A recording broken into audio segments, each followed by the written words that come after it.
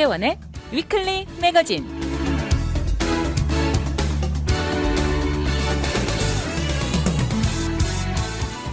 안녕하세요. 위클리 매거진의 문대원입니다. 소셜미디어를 보면 올여름 정말 많은 사람들이 휴가 여행을 갔다는 것이 역력하게 느껴집니다. 올라오는 수많은 사진들은 유럽, 한국, 멕시코, 동남아 배경으로 아주 다양합니다. 지난 3년 동안 막혀있던 여행이 마침내 정상 레벨을 넘어선 느낌입니다. 너무나 다행이란 생각이 들면서 이제부터는 모든 것이 그 이전 우리가 알았던 정상 생활로 돌아갈 것 같다는 생각도 듭니다.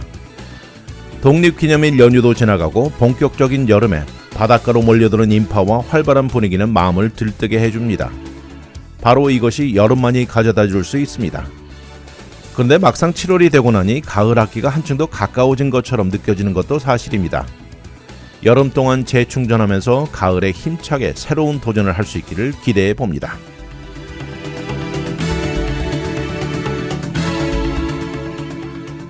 오늘의 토픽은 캐나다 산불, 중고 전기자동차, 총기 사고, 렌트카 스캔, 그리고 상쾌한 침실입니다.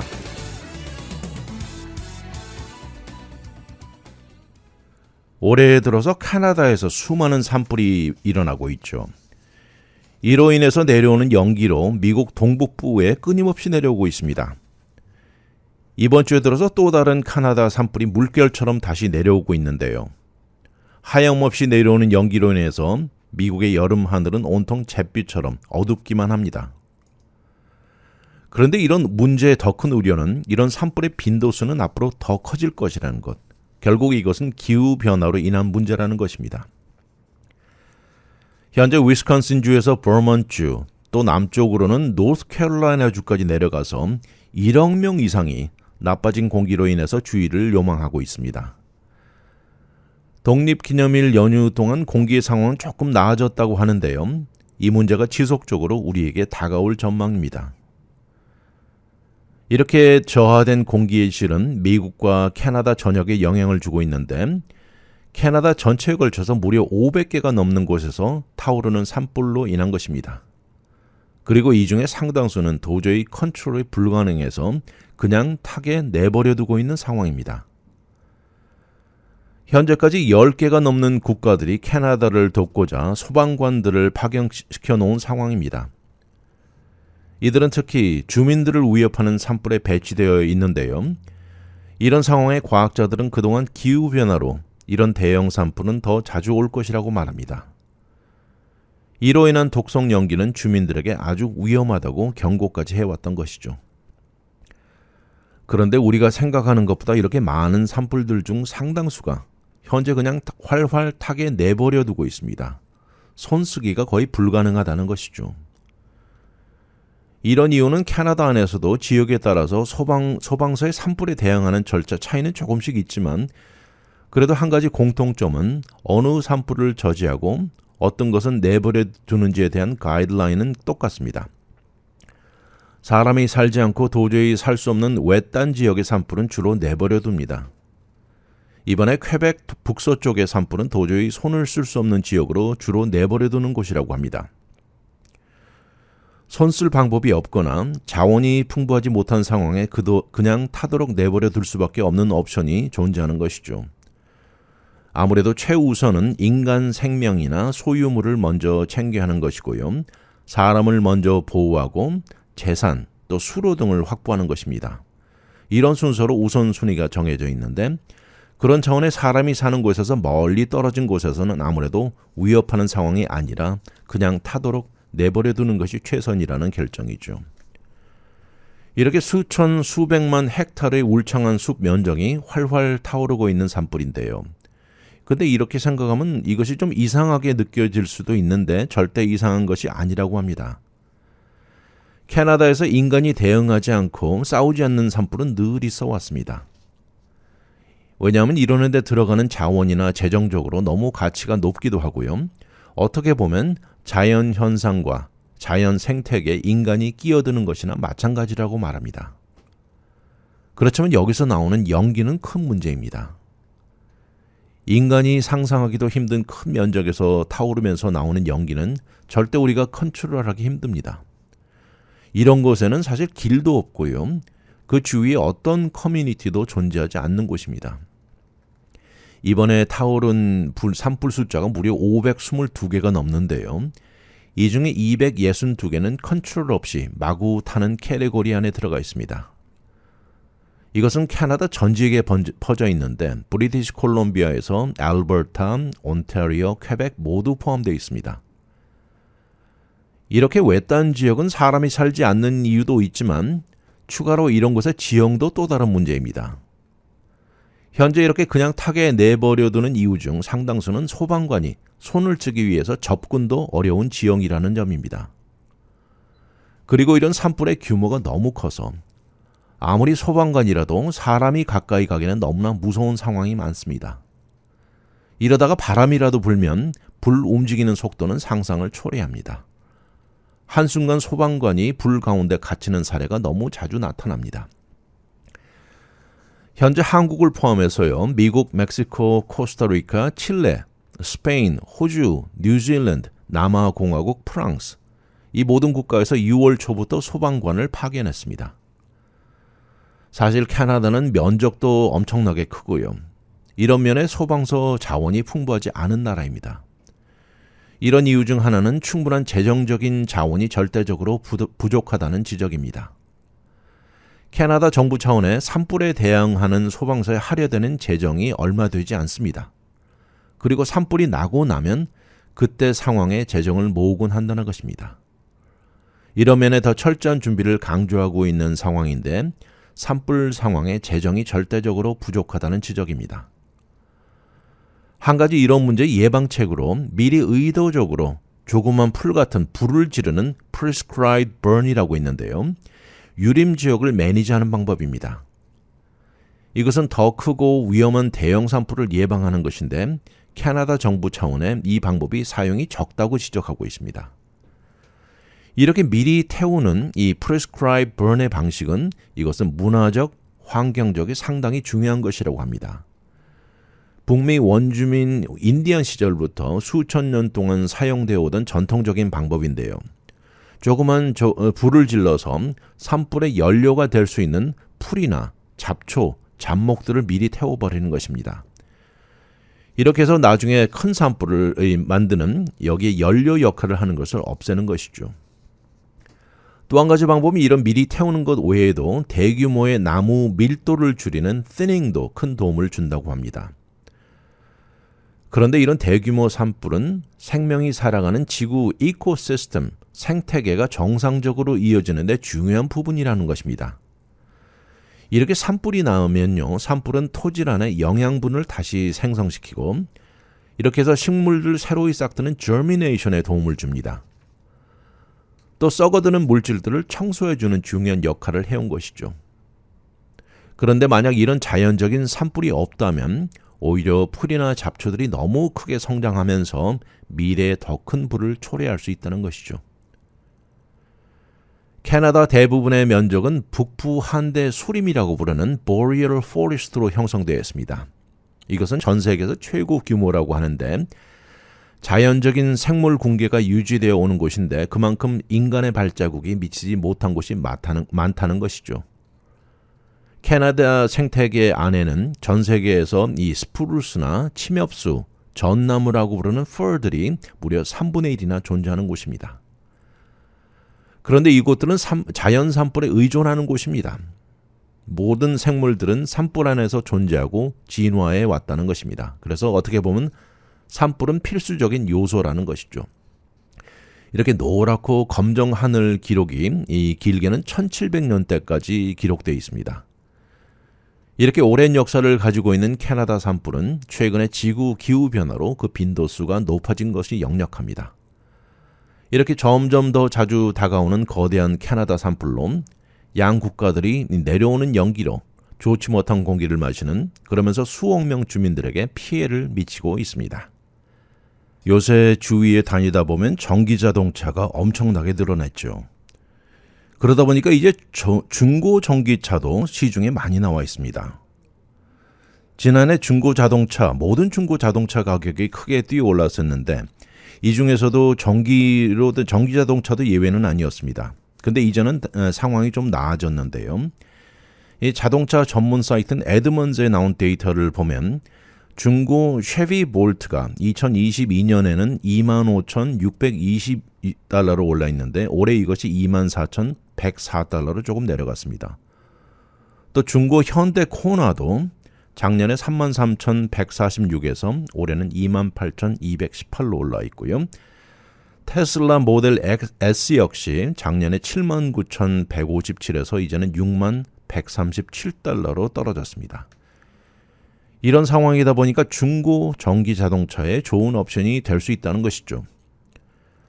그렇지만 전문가들은 중고 전기 자동차를 구입할 때 생각해야 하는 몇 가지를 중요한 것을 알려주고 있습니다.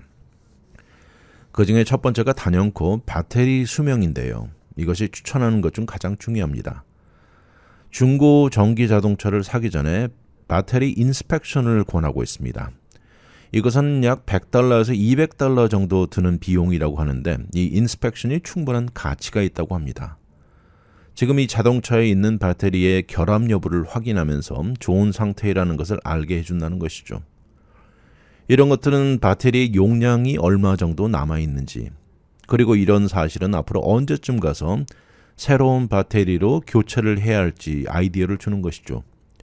전기 자동차 배터리 새 것으로 교체하는데 적게는 $5,000에서 많게는 $15,000까지 든다고 합니다.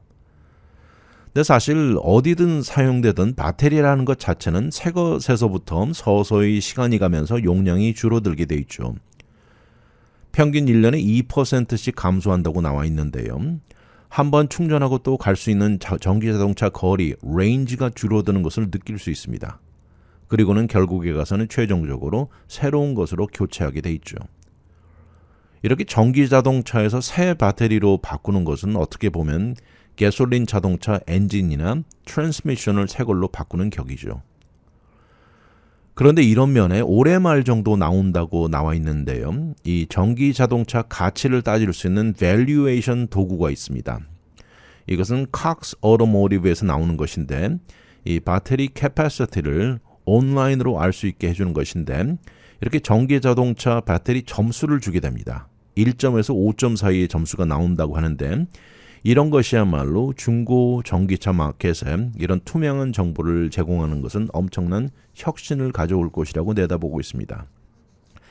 사실 중고 자동차 똑같은 모델, 마일리지도 거의 똑같은 두 대를 나란히 놓고 비교할 때요.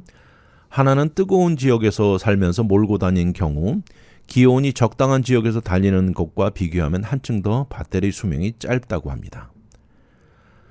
다음 중요한 것은 전기차의 워런티를 알아보려고 합니다. 물론 중고 전기차라도 워런티가 어느 정도 남아있을 수 있다는 것입니다. 이것을 확인하는 것이 중요한데 이것을 알아야 미래의 파트를 교체할 때 들어가는 비용을 줄여줄 수도 있다는 것이죠. 물론 새 전기 자동차를 살 때 여기 따라오는 워런티는 보통 8년에서 10년 아니면 8만에서 15만 마일 거리 둘 중에 먼저 오는 것을 적용합니다.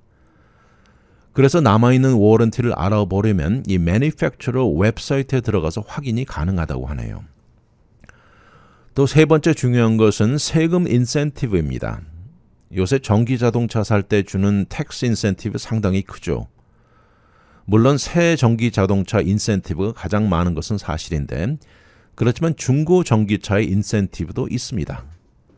물론 숫자는 적지만 이 인센티브가 적용되는 중고 전기차가 있다는 것이죠. 어떤 중고 전기차를 구입할 때 그중 하나가 있는데 이것이 전기차 가격이 $25,000 이하인 경우 최고 $4,000까지도 받을 수 있습니다. 이것은 올해 2023년 1월 1일 기해서 딜러에서 자격을 갖춘 중고 전기차를 살 경우에 가격이 $25,000 이하인 경우 여기서 부르는 Used Clean Vehicle Tax Credit을 받을 수 있고 세일 가격의 30%로 맥시멈이 $4,000까지 정해져 있습니다. 물론 이것은 현금이 아니고 텍스 크레딧이기 때문에 본인이 내야 하는 텍스가 있어야 적용이 가능하죠. 그리고 혹시 이때 남은 액수 인센티브가 있다면 이것을 다음 해로 넘길 수는 없다는 것입니다. 그리고 2023년 이전에 구입은 해당되지 않습니다. 이렇게 중고 전기차를 구입해서 세금 크레딧을 받는데 이것은 internal IRS의 코드 섹션 25E에 해당된다고 나와 있습니다. 이런데 자격을 갖추기 위해서는 중고 전기차를 산 사람이 본인이어야 하고 새 자동차일 때는 그때 당시는 다른 사람이 소유자였어야 합니다. 또 다른 사람 세금 보고의 디펜던트가 아니었어야 하고 그리고 예전 3년 동안 또 다른 중고 전기차로 크레딧을 받지 않았어야 합니다. 또 본인의 수입, Modified Gross Income이 Joint Filing인 경우에는 15만 달러를 넘지 말아야 하고 또 가장인 Head of Household인 경우에는 11만 2,500달러 이하 그리고 나머지 모든 사람들은 7만 5천 달러 이하여야 합니다. 거기다 크레딧을 얻기 위해서는 전기 자동차의 차 조건도 있는데요. 앞에 말한 대로 세일 가격이 2만 5천 달러 이하여야 됩니다. 그리고 세금 크레딧을 받는 해보다 최소한 2년 전 모델이어야 합니다. 그러니까 예를 들어서 올해 2023년에 크레딧을 받으려면 자동차 모델이 2021년형 이전이어야 한다는 얘기죠. 또 자동차 무게가 14,000파운드 이하, 또 배터리 캐패시티가 7kW 이상이어야 합니다. 그리고 또 한 가지는 이 전기 자동차는 미국 안에서 주로 사용되어야만 한다는 조건도 나와 있습니다. 실제로 현재 새로운 새 전기 자동차를 구입하는데 세금 크레딧이 가장 큰 이유 중 하나이죠. 공장 풀 워런티를 가지고 있고 이 중고 전기차보다 아무래도 사용이 되지 않은 이유고 새 차를 선호하는 것은 당연한 얘기죠. 현재 2023년 새 전기 자동차를 살 때 자격이 주어지는 모델인 경우에 정부에 7,500달러 세금 크레딧이 주어질 수 있죠. 거기다 자동차 생산 측에서 제공되는 인센티브까지 합치면 더 클 수 있습니다. 이런 한 예가 바로 Jeep Wrangler 4EX인 경우인데요. 이것은 14,000달러 인센티브가 있고 또 연방정부에서 주는 7,500달러 액수까지 합치면 2만 달러 이상 깎아주는 엄청난 딜이 될 수도 있다는 것이죠. 그러나 잘 알아보면 중고 전기차도 세금 크레딧이 적용되는 경우가 있다고 하니까 잘 찾아보는 것이 중요합니다. 아무튼 전기 자동차가 엄청나게 팔리면서 이제 몇 년이 지나고 시중에 나와 있는 중고 전기 자동차도 늘어나고 있습니다. 미국에서 총기 사고로 사망하는 어린이의 경우가 종종 있는데요. 근데 불행히도 이 대부분이 집에 있는 총을 장난감인 줄 잘못 알고 이것을 가지고 놀다 사고로 사망한 경우가 대부분입니다. 이번에 새 연구 결과가 하나 나와서 놀라운데요. 전체 90% 이상이 이렇게 사고로 사망한 경우 총은 장전되어 있었고 락되지 않았다는 놀라운 사실입니다. 이번 결과는 Scientific Journal Injury Epidemiology에 실린 내용인데요. 거의 지난 10년 동안 이 기간 동안 15살 이하로 본인이 사망했거나 아니면 다른 사람이 사망한 케이스들을 분석했습니다. 대부분인 80%는 본인 집에서 일어났고요. 총은 집안의 어른들 소유였습니다. 또 사망한 케이스 중 40%는 2살에서 4살 사이라 정말 충격적입니다. 이런 문제를 두고 부모님들에게 총을 어떻게 안전하게 보관해야 하는지를 일깨워줘야 한다고 강조를 하면서 오직 이 방법만이 사망 숫자를 줄일 수 있기 때문이라고 강조합니다. 이 모든 케이스들이 예방이 충분히 가능했던 사망이라고 하면서 어린아이들 손에서 총을 멀리해야만 한다고 강조됩니다. CDC 자료를 보면요. 어린이들 또 티네이저들 사이에 사망의 최고 이유가 바로 총이라고 나와 있습니다. 거기다 총으로 사망은 하지 않았지만 이 부상자 숫자는 2배 이상입니다. 그리고 이로 인해서 들어가는 이 병원 치료 비용도 매년 1억 달러 이상 나가고 있는 실정입니다. 이번 연구는 CDC의 데이터베이스를 이용해서 분석했는데요. 정말 놀라울 따름이라고 말을 합니다. 이번 연구의 리더인 Dr. 에릭 플리글러 박사는 본인이 아는 한 아마도 이 분야 최고로 깊이 들어가서 분석한 결과라고 말합니다. 어린이 사망 중 의도하지 않았던 총기 사망이 이 정도라는 것이 놀랍다고 말합니다. 이번 연구는 2009년에서 2018년 사이 33개 주에 걸쳐서 15살 이하 총기 사망 케이스 279케이스를 분석했습니다. 이 중 80%는 어린이 집안에서 일어났고요. 총은 부모나 친척 소유였습니다. 총기를 만지게 된 데는 이것이 장난감인 줄 안 경우가 대부분이었습니다. 이 총 중에 92%는 총알이 다 들어있었고요. 락되지 않았다는 것입니다. 플리글러 박사 말에 의하면 많은 사람들이 총이라는 것을 이것이 안전을 위협한다는 것을 인식하지 않는다고 지적하면서요. 오히려 반대로 인식되어 있다고 말합니다. 오히려 총은 본인과 가족을 보호해준다는 잘못된 인식이 더 무섭다고 말합니다. 대부분의 총기 사고는 본인을 쏜 경우가 특히 5살 이하인 경우 80%였습니다. 결국 의도는 아니지만 자살한 결과가 나타난 것이죠. 이런 놀라운 사실을 어떻게 바꿀 수 있는가 하고 한탄해야 합니다. 2살짜리 어린이 손에 총을 어떻게 쥐게 할 수 있느냐고 되묻습니다. 또 10살에서 14살 사이인 경우에는 3명 중 1명꼴로 친구가 쏜 총에 사망했습니다. 많은 경우에 총을 당긴 어린이가 총알이 없다고 생각하고 장난한 경우였습니다.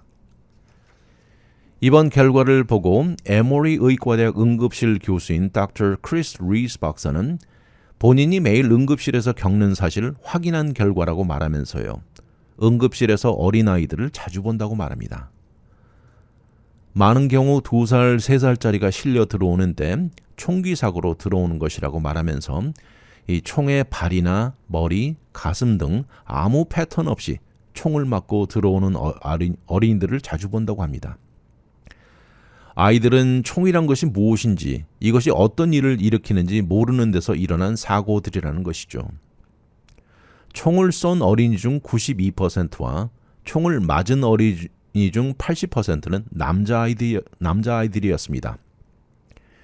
아무래도 총에는 남성이 더 가까운 문화가 적용된 것으로 판단하는데 사실 플리글러 박사 아들이 어렸을 때 장난감 총만 가지고 놀았다고 하면서요. 나무 막대기도 총이었고 먹는 도중 포크도 총으로 겨냥하기도 했다고 하면서 우리 미국 문화인 것 같다고 말합니다.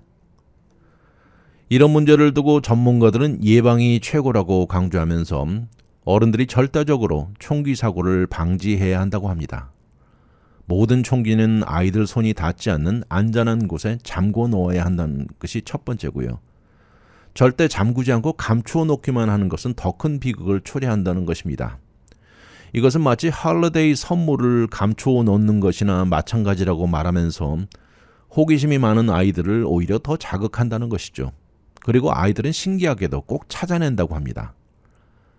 절대적으로 부모 책임이라고 말하면서 한 가지는 총을 소지해도 집에 보관하지 않는 방법이 최고라고 하는데 그렇지만 꼭 집에 보관해야 한다면 총알을 빼고 꼭 락할 것을 강조하고 있습니다. 또 한 가지는 가족들끼리 오픈하고 대화를 하는 것도 한 가지입니다. 또 아이가 다른 집에 가서 놀 때도 그 집에 총기가 있는지를 알아보는 것도 서로 오픈하고 알려주는 문화도 형성되어야 한다고 말합니다. 또 한 가지는 소아과 의사들의 의무라고 주장하는 측도 있습니다. 어떻게 보면 소아과 의사들은 제3자 입장에서 소아과에 오는 부모들에게 이런 총기 안전도나 보관 방법에 대해서 대화하는 것이 무엇보다 중요하다고 강조하는 측도 있습니다. 마치 우리가 자동차 카시트이나 자전거 탈 때 헬멧 착용같이 소아과 의사들이 나설 수 있다는 것이죠. 지난 6월에 오하이오 주에서 있었던 비극입니다. 2살짜리 어린아이가 임신한 엄마를 뒤에서 총을 쏴서 엄마뿐만 아니라 아직 태어나지 않은 동생이죠. 아이까지 사망하는 참극이 일어났습니다. 지난 6월 16일 오후에 일어난 일인데요. 31살의 엄마로부터 911 전화가 걸려왔습니다. 본인의 2살짜리 아들로부터 총에 맞았다고 말하는 것이죠. 그리고 본인은 임신 8개월이라고 말했습니다. 그리고 몇 분 후 이어서 남편이 911에 전화를 해서 비명을 지르면서 같은 내용이었습니다. 이곳에 도착한 경찰은 문을 부수고 들어가 엄마와 아들 모두 2층 안방에서 발견했습니다. 총이 옆에 내던져져 있었고요. 엄마의 부탁으로 아들은 방에서 데려나갔습니다. 엄마는 정신은 정상이면서 일어난 경위를 설명했고요. 그리고 얼마 후 남편이 도착했고 응급실로 향한 산모는 응급 제왕절개 수술을 받았습니다. 그러나 태어나지 않은 아들은 사망이 선언되었고 그리고 얼마 후 산모도 사망한 것입니다. 사고로 사용된 총안에는 총알은 12발이 남아있는 상태였고 집을 수색할 수 있는 워런트가 허용되면서 침실 나이트스탠드에서 추가의 12발 장전되어 있는 매거진이 발견되었고요. 안방 옷장 클로젯 안에서는 6발이 장전된 장총도 발견되고 컴퓨터 클로젯에서도 공기총도 발견됐습니다. 아직 아이에게 혐의가 적용되지는 않았지만 정말 어처구니 없는 참극입니다. 총기 사고 중 놀랍게도 대부분이 장난감인 줄 알고 놀다 일어난다니 말이 나오지 않습니다. 이번 여름 휴가철 많은 사람들이 여행을 즐기고 있습니다. 그런데 여행할 때 렌트카는 필수적이죠. 생각보다 렌트카로 인해서 어이없는 사기 경험이 늘어나고 있네요. 그러면서 생각하지도 못하게 지출이 커진 경우가 많습니다. 렌트카 회사들이 요새 본인이 원치 않는 다양한 추가 애드온을 팔려고 하죠. 근데 이런 추가하는 것들이 대부분이 불필요한 것들입니다. 대표적인 것이 보험인데요. 많은 경우에 자동차 렌트카를 예약하고 픽업할 때 이런 것을 이제 권하게 되는데 사실 이것을 예약할 때 사용했던 본인의 크레딧 카드에 이미 커버되는 경우가 많습니다. 그래서 추가 보험이 필요 없다고 하는데요. 많은 것들이 이것 외에도 불필요한 것들을 많이 제공합니다. 또 커스터머가 일으키지도 않았던 핑계를 대면서 부당한 액수를 청구받을 때가 있는데 이런 액수는 적게는 몇백 달러에서 수천 달러까지 가는 경우가 있습니다. 이런 이유로 요새는 렌트카를 할 때 많은 사진과 비디오를 찍어 놓을 것을 추천하고 있습니다. 말씀드린 대로 요새 여행이 늘어나면서 렌트카 수요가 급증했습니다. 이 지난해에 있었던 일인데요. 렌트카를 리턴하고 며칠에서 몇 주가 지난 후에 카에 데미지가 있다는 내용으로 이런 편지를 받았습니다. 이런 것들은 이미 2017년에서 2018년 사이 플로리다주 검찰에 접수된 것들이 많은데요. 렌트카에 대한 이 불만 케이스만 1200개가 넘습니다. 그리고 이 중에 15%인 180건에 해당하는 경우에는 차의 데미지를 둘러싼 논쟁이었습니다. 이 중에 한 예가 있습니다. 해나 페퍼노라는 여성의 경우인데요. 해나 씨는 내셔널 카 렌털에서 차를 빌렸습니다. 잭슨빌 공항에서 픽업을 했고 그리고 일주일 후에 palm비치 에어포트에서 리턴을 했습니다. 종업원과 같이 리턴할 때 자동차를 둘러보고 모든 것이 좋다고 말한 것이었습니다. 그런데 6일이 지나고 회사 Damage Recovery Unit으로부터 메일을 받았습니다. 바로 자동차에 파손이 있다는 것이었죠. 모두 좋다고 말해놓고 이해가 도저히 되지 않았습니다. 내셔널 카 렌터를 소유하고 있는 엔터프라이즈 홀딩스는 리턴카가 돌아온 후 그들의 적절한 절차로 조사해 본 결과라고 말했습니다. 그리고 또 몇 주가 지나고 나서 놀랍게도 $4,300 청구를 해온 것입니다. 여기 이유로 나와 있는 것들이 참 어이가 없는데요. 자동차 스피커의 에어백 컨트롤, 카펫, 전기 문제 등을 이유로 이렇게 $4,300를 청구했는데 입이 벌어진 해나 씨는 Fox 뉴스와 인터뷰에서 나와 전혀 무관하다고 말했습니다. 이렇게 몇 달 동안 공방이 오고 가면서 참 우습게도 회사는 액수를 $2,000로 낮추면서까지 끝까지 청구를 해왔습니다.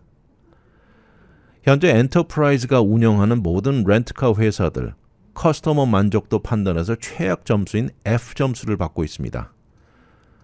11개 로케이션에 해결되지 않은 10,000개가 넘는 불만 컴플레인이 접수되어 있고요.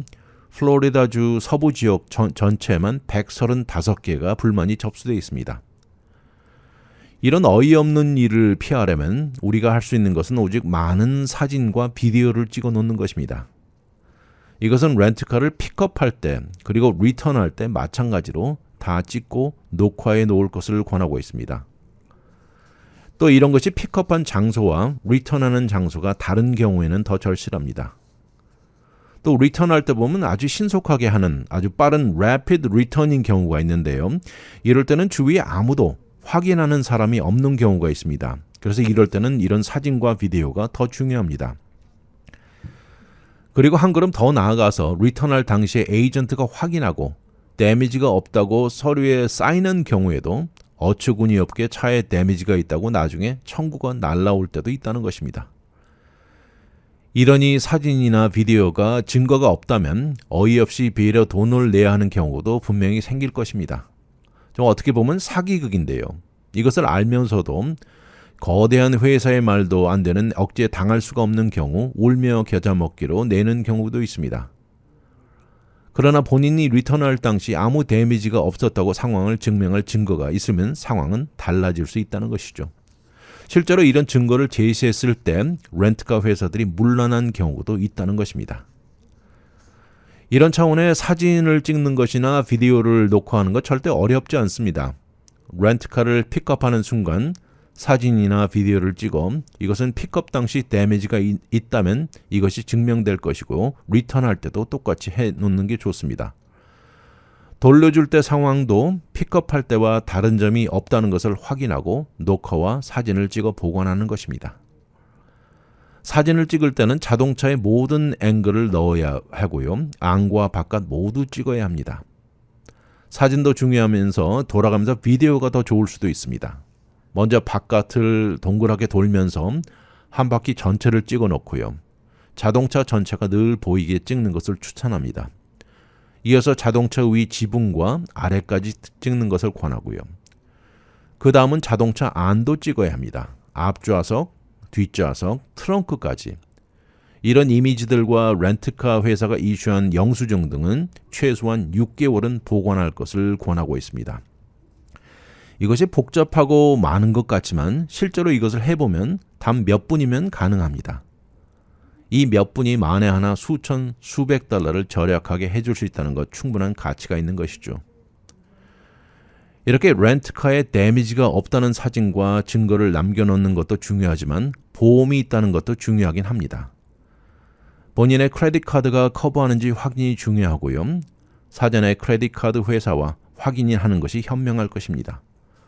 또 만약에 다른 사람이 렌트카 비용을 부담했다면 추가 보험을 고려하는 것도 좋은 아이디어인데 만약에 보험을 구입한다면 보험 회사에서 구입하는 것이 렌트카 회사가 제공하는 것보다 한층 더 저렴할 것입니다. 어떤 보험을 구입하든 간에 그 적혀있는 자세한 사항들을 모두 알아야 합니다. 본인이 필요로 해결되는 이 모든 것이 충분히 커버가 되는지를 확인하는 것이죠. 예를 들어서 어떤 보험은 렌트카 어그리먼트에 올라있는 이름, 그 사람 이름만 커버하는 경우가 있어서 만약 다른 사람과 친구와 같이 운전할 경우에는 추가 운전자 이름을 넣는 것도 현명합니다. 이렇게 충분한 보험을 갖추었다면 앞에 말한 대로 사진과 비디오를 찍는 것은 필수적입니다. 렌트카 회사를 상대로 데미지를 두고 벌이는 각축전 상당히 어려울 수도 있는데요. 그렇기 때문에 본인을 보호하는 차원에서 여러 가지 준비로 만반의 준비를 해놓은 것이 무엇보다 중요하다는 것입니다. 집안에서 아마도 가장 편안하고 포근하고 좋은 장소는 숙면을 취하는 침실이지 않을까 하는 생각이 드는데요. 이렇게 늘 상쾌하고 좋은 냄새가 나도록 유지하는 비결이 무엇일까요? 여기 몇 가지 추천이 나와 있습니다. 우리가 흔히 센트라고 단어가 있죠. 이 향기라는 침실에서 나온 좋은 향기를 유지하려면 어떻게 해야 할까요? 물론 그 중에 첫 번째는 대표적인 것인데요. 침대에 사용되는 리넨이라 그러죠. 시트들로부터 시작해서 커튼이나 또 방 안에 있는 다양한 천으로 만들어진 타페스트리들을 이런 것들을 자주 빨고 신선하게 유지하는 것입니다. 물론 침대 시트나 베개 커버 또 커튼 같은 것이 냄새를 흡수하고 먼지가 쌓이게 하면서 이 모든 것들이 다 합쳐져서 냄새가 나게 만든다는 것입니다. 여기서 추천되는 것은 침대이든 베딩들을 일주일에 한 번씩은 빨 것을 권하고요. 커튼은 두어 달에 한 번 정도. 이런 것들이 침실을 청결하고 신선하게 해준다는 것입니다. 또 초를 사용합니다. 초 캔들을 사용하라고 하는데 이것은 침실 향내를 바꾸는데 좋은 방법. 이것은 불과 몇 분 안에 변화가 일어나게 할 수 있다는 것이죠. 다양한 캔들들이 많은데요. 이 중에 Summertime 캔들이 요새 같을 때 좋다고 추천합니다. 이것은 아주 프레시하고 시트러스 아로마를 가져다 준다고 나와 있습니다. 또 한 가지는 아무래도 촛불을 이용할 때는 화재 이유가 될 수 있는 것들은 멀리 해야 되겠죠. 또 방 안에 환기가 잘 되도록 해야 하고 절대 아무도 없는 상황에 촛불만 켜져 있게 하지는 말고 잠잘 때는 끄고 잘 것을 권합니다. 다음은 공기청정기 에어 퓨리파이어가 좋은 아이디어인데요. 불쾌한 냄새를 없애주고 또 침실의 공기를 질적으로 좋게 해줍니다. 어떤 퓨리파이어 안에는 그 안에 냄새 좋은 오일을 넣을 수 있는 옵션도 있다고 합니다. 또 반대로 악취를 일으킬 수 있는 것들을 없애는 것이 중요합니다. 침실 안에도 그 화장실 쪽에 쓰레기통이 있고 또 빨랫감을 넣는 광주리, 햄퍼들 이 두 가지야말로 침실에 좋지 않은 냄새를 일으키는 최고 소스라고 합니다. 이런 것들을 정기적으로 비우는 것은 필수적이고요. 침실 내 쓰레기통에는 절대 남은 음식이나 자극을 줄 수 있는 것들은 버리지 말아야 합니다. 그리고 빨랫감 중에서도 땀 냄새가 강한 운동하고 막 벗어놓은 옷들은 통 안에 던져놓고 주말 빨래하는 날을 기다리기보다는 먼저 빠는 것이 현명합니다. 또 침실에 환기가 좋아야 합니다. 공기가 잘 돌아야 늘 신선함을 유지할 수 있고 그 나던 냄새도 사라지게 만들 수 있죠. 또 다음은 침실에 한두 개 정도 화초도 좋은 옵션이라고 합니다. 물론 공기를 좋게 하는 퓨리파이어도 좋지만 몇 가지 식물이나 꽃, 또 침실 내 상쾌한 향내를 가져다 준다고 합니다. 예를 들어서 라벤더 꽃병이라든지 유클립터스 냄새가 좋다고 하는데요. 그런데 조그만 화분에 로즈메리나 세이지도 좋다고 하고요. 또 추가로 가르디니아, 레몬 밤도 추천되고 있습니다. 또 침실 내 다양한 에센셜 오일, 이 오일이 좋은 옵션이라고 나와 있는데요. 이런 것들은 방 안에 뿌리는 에어로솔 종류는 피하고 자연적으로 이런 에센셜 오일이 몇 배 더 좋다고 나와 있습니다. 많이 추천되는 이름들이 몇 개 나와 있는데요. 라벤더가 있고 캐모마일, 로즈, 바닐라 이 모든 것들은 기분을 부드럽게 달래주는 이런 수딩한 특징을 가지고 있고 한층 더 릴렉스되게 해준다는 것입니다. 이 대부분은 이 내추럴한 느낌이죠. 자연적인 면을 느끼게 해주면서 모든 것들이 주로 식물에서 만들어진 것이고 이것은 향수가 아니고 상당히 신선한 자연 기분을 느끼게 해줍니다. 만약 이것이 이 냄새가 본인에게 조금 강하다고 느껴지면 흰색 식초로 희석시켜 사용이 가능하다고 나와 있습니다. 그런데 물론 침실 냄새를 좋게 하지만 그래도 집안 전체를 깨끗하고 청결하게 유지하는 것도 필수적입니다. 며칠 동안 부엌에 설거지거리들이 쌓여 있고 여기저기 뭐가 엎질러져 있고 쓰레기통에서 나오는 냄새들이 모두 합쳐진 것들 모두 해결해야 합니다. 부엌이 물론 침실에서 멀지만 부엌 쓰레기통에서 나오는 냄새는 집안 전체에 퍼질 수 있다는 것이죠.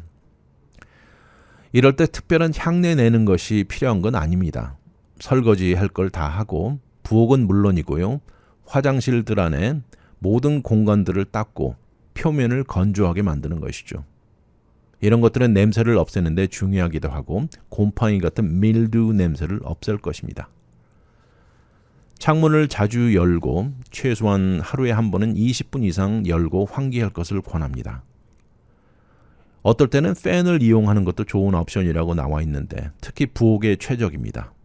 이로 인해서 집안에 돌아다니는 음식 냄새를 많이 줄여줄 수 있죠.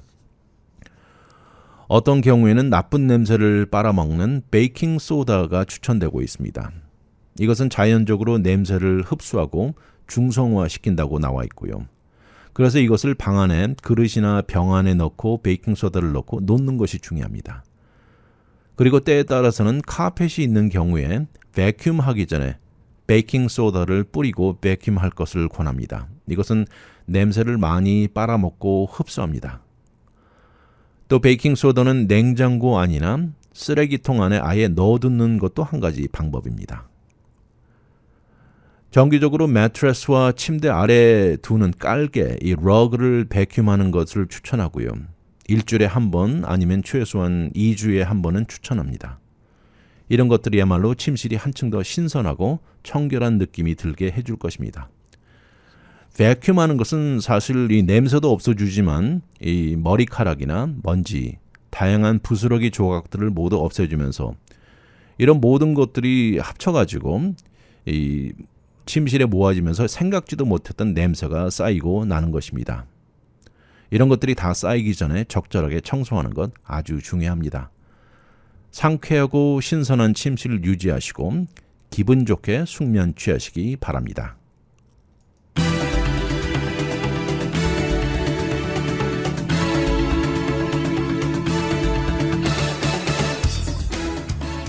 아마도 집에서 가장 포근한 침실에 기분을 좋게 해주는 상쾌한 냄새를 유지하는 방법이 그다지 어려운 것 같지는 않아 보입니다. 환기를 자주 해주고 냄새가 날 수 있는 다양한 것들을 제때 처리하는 것이 제일일 것입니다.